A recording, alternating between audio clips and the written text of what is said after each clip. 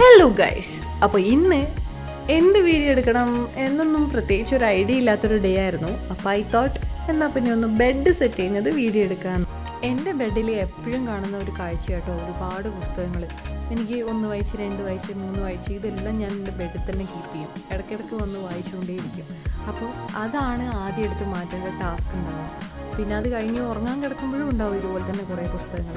ഈ പുസ്തകങ്ങളൊക്കെ സൈഡിൽ വെച്ച് ഉറങ്ങി ശീലമായിപ്പോയി. പണ്ട് മുതൽക്കേ ഉള്ള ശീലമാണ്. സ്കൂളിൽ പഠിക്കുന്ന സമയത്ത് പഠിച്ചിട്ട് ആ ബെഡിൽ തന്നെ ബുക്കിൻ്റെ ഇടയിൽ കിടന്ന് ഉറങ്ങിയിട്ട് ശീലിച്ചു പോയതാണ്.